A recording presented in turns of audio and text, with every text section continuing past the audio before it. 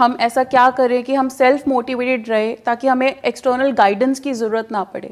External guidance कहीं ना कहीं हमें ज़रूरत पड़ती है। Even me as a psychologist I would also recommend कि हाँ भाई कभी स्ट्रेस्ड आउट हूँ, बहुत ज़्यादा हूँ, तो फैमिली एंड फ्रेंड्स को कॉन्टैक्ट करूँ ताकि वो मुझे कुछ समझाएं या एक अलग पॉइंट ऑफ व्यू से मुझे एक पर्टिकुलर सिचुएशन को एक्सप्लेन करे। So even as a psychologist and all the psychologist what we do, we help people live a better life. How? By giving them another perspective of a particular situation. हम एक situation को अलग तरीके से सोचने का एक आइडिया देते हैं।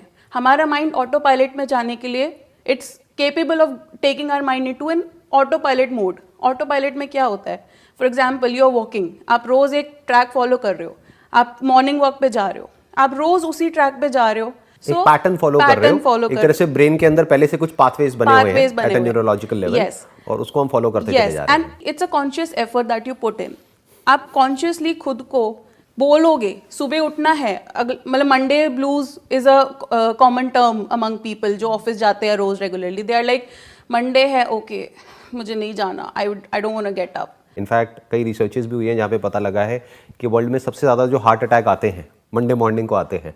तो दैट मीन्स कि उनको जाना पसंद नहीं है, वो जॉब पसंद नहीं है, वो एनवायरनमेंट पसंद नहीं है, वहाँ पे जो लोग हैं वो पसंद नहीं है, वो काम पसंद नहीं है, फिर भी वो करते चले जा रहे हैं। वो कुछ और करना चाहते हैं, या तो वो जॉब स्विच करना चाहते हैं, या वो अपना कुछ बिजनेस करना चाहते हैं, या अपना कोई पैशन फॉलो करना चाहते हैं, बट वो कर नहीं पा रहे हैं। उसके पीछे क्या रीजन है? क्योंकि हम बहुत ज़्यादा कंफर्ट जोन में चले जाते हैं। And what is comfort zone? मुझे सुबह 8 बजे उठना है, नो मैटर व्हाट। मुझे नींद जल्दी भी खुल गई बट मैं बिस्तर से 8 बजे ही उठूंगी। क्यों? मेरा कंफर्ट जोन है। Comfort zone is what you define, what you want to define. जिन लोगों का लाइफस्टाइल है जो सुबह उठ के वॉक पे जाते हैं, उन्होंने वो लाइफस्टाइल कंफर्टेबली उसको क्रिएट करा है, consciously, step by step, yes, आराम आराम से, मतलब एकदम से क्रिएट नहीं हुआ, क्योंकि सुबह उठना जल्दी किसी को भी अच्छा नहीं लगता है। In other words, our brain is kind of hard wired to follow a pattern जो ऑलरेडी एक पाथवे बना हुआ है हमारी ब्रेन के अंदर, यानी कि एक हैबिट बनी हुई है। तो we are kind of hard wired, we are kind of coded to follow that. उसके अंदर अगर हम चलते रहे तो कोई दिक्कत नहीं है, बट जैसे ही उसके बाहर हम निकलते हैं, या उसके बाहर कुछ भी नया करते हैं, या कुछ भी उसको चेंज करने की कोशिश करते हैं, तो हम डर जाते हैं। क्योंकि मैंने थोड़ा बारीकी से ऑब्जर्व किया अपने कुछ फ्रेंड्स को, कुछ रिलेटिव्स को, और उनसे पूछा, क्योंकि मेरे को एक क्यूरोसिटी रहती है कि समझूं कि उनकी साइकी क्या है, जिनको जो कि फॉर एग्जांपल सिगरेट के एडिक्ट हो गए हैं। उनसे पूछा कि भाई तुम छोड़ते क्यों नहीं हो?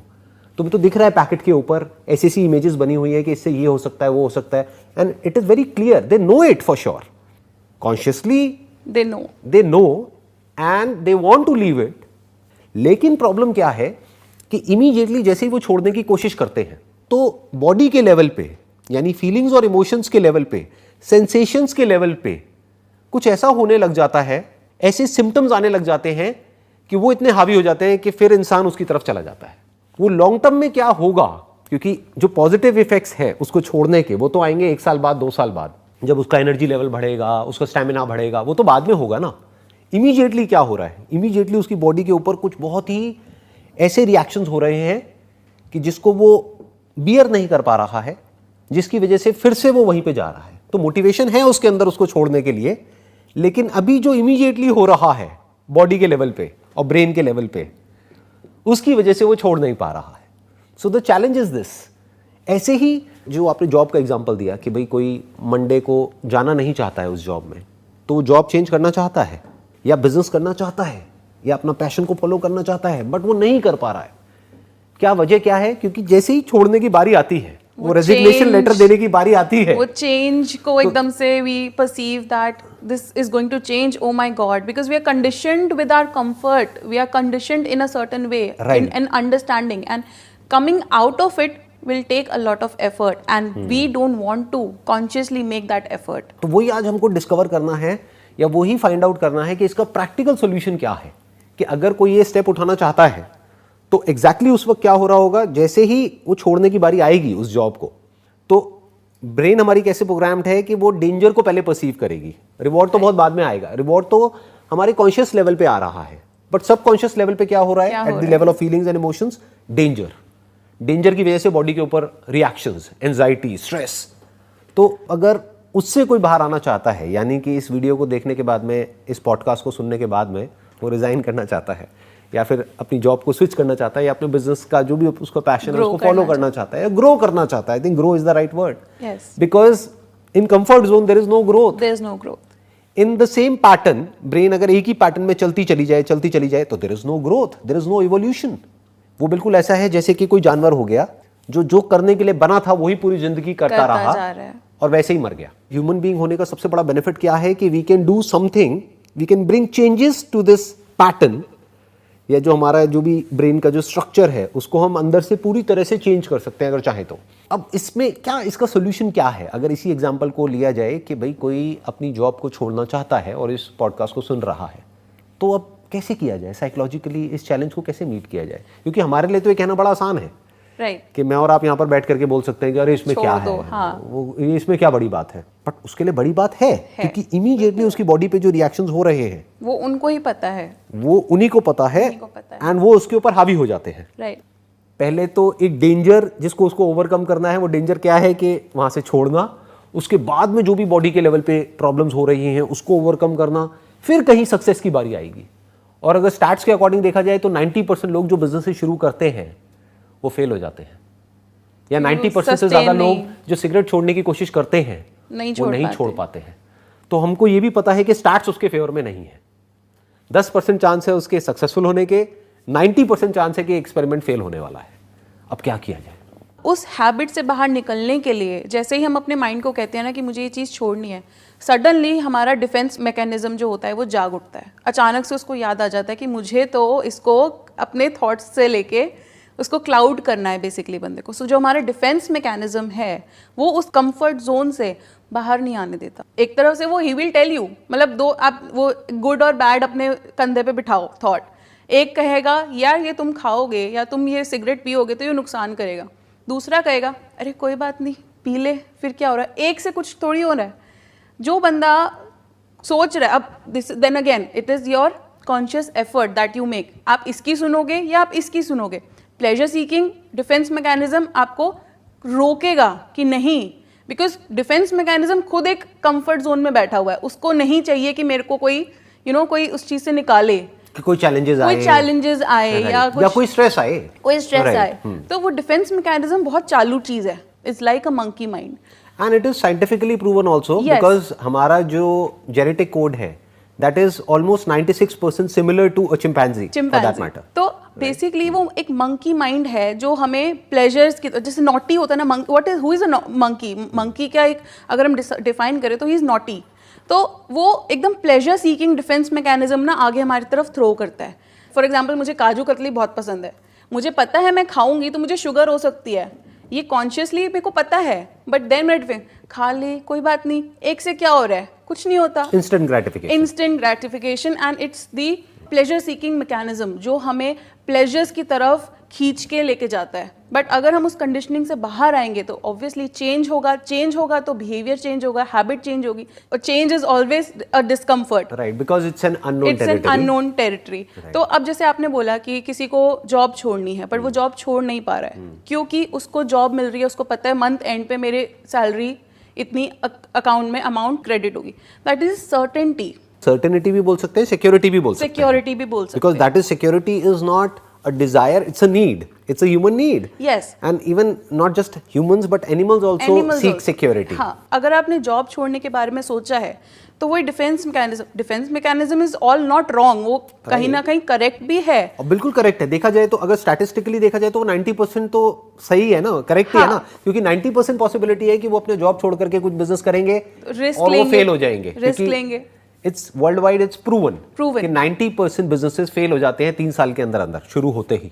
तो वो डिफेंस मैकेनिज्म पूरी तरह से गलत भी नहीं है। फॉर एग्जांपल किसी अननोन पाथ पे जा रहे हैं तो ये भी तो हो सकता है ना कि हम रास्ता ही भटक जाए और उस जंगल से बाहर निकल ही ना पाए। तो वो डिफेंस मैकेनिज्म अपना काम तो सही कर रहा है, वो तो हमको प्रोटेक्ट करने के लिए काम कर रहा है।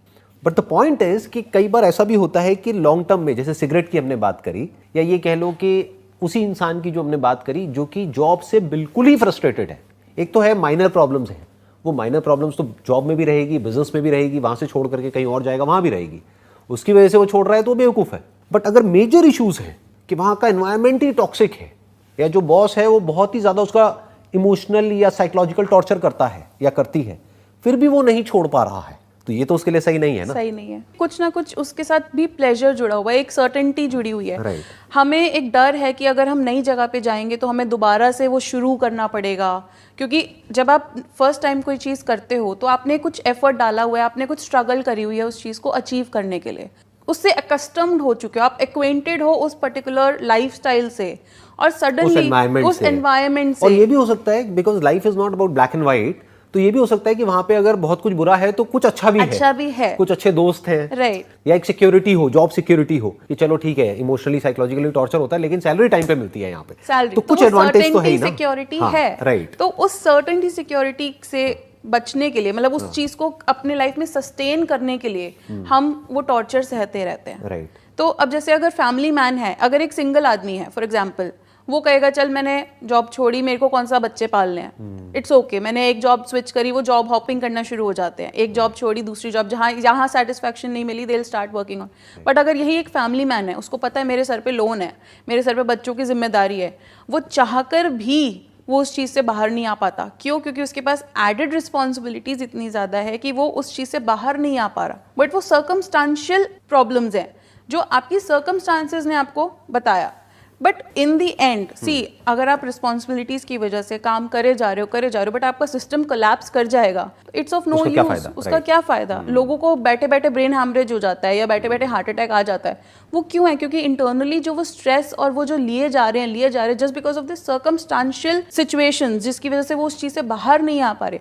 वो जेन्युइनली प्रॉब्लम उनकी जेन्युइन है, बट वो उस चीज़ को कैसे अप्रोच उनकी क्या है, उनकी उस चीज़ को लेके साइकी क्या है कि मुझे काम करना है, काम तो सबको करना है, बट मुझे काम करना है, they keep on going through it, काम करना है 24 घंटे थॉट्स आते रहते हैं, सेल्फ टॉक चलती रहती है, we keep on analysing and it is a mechanism, एक बायोलॉजिकल मैकेनिज्म है हमारी बॉडी का, हमारा ब्रेन का वो फंक्शन है, वो चलता रहेगा, माइंड नेवर स्लीप्स। अगर हमने सेल्फ टॉक की बात करी है, सबसे पहली बात, खुद को मोटिवेट रखने के लिए आप सेल्फ टॉक क्या कर रहे हो? 2 रास्ते हैं आपके पास। अगर एक सिचुएशन हुई, आप उसको कैसे कह रहे हो?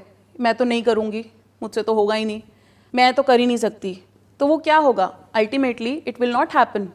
टॉपिक शुरू होने से पहले ही खत्म हो गया। टॉपिक शुरू होने से पहले इट्स अ क्रॉस की आपने अपने माइंड को पहले ही सबकॉन्शियस माइंड के ऊपर मैसेज भेज दिया कि ये तो होगा ही नहीं, तो आप करने भी जाओगे ना तो XYZ कोई भी रीज़न होगा, वो चीज़ होगी ही नहीं। बट अगर आप कॉन्शियसली एफर्ट डाल के क्योंकि बिकॉज हम पहले नेगेटिव सोचते हैं ना, तो हमें नेगेटिव से पॉजिटिव लाना पड़ता है। It's a conscious effort, I am repeating, it's a conscious effort that we put in a thought to make a negative situation into a positive situation. अगर मैं खुद को ये बोलूँ कि मुझे ये करना है, मुझसे हो जाएगा, पॉजिटिव एफर्मेशंस, पॉजिटिवली आप अपने आप को एफर्म कर रहे हो कि हाँ I will be able to do it, no matter the circumstances, मुझे ये करना है, मैं कर लूँगी। डजेंट मैटर कि आपके आसपास वाले आपको क्या बोल रहे हैं, बट अगर आपके माइंड में ये चीज़ है, क्योंकि आप सेल्फ टॉक, एक पॉजिटिव सेल्फ टॉक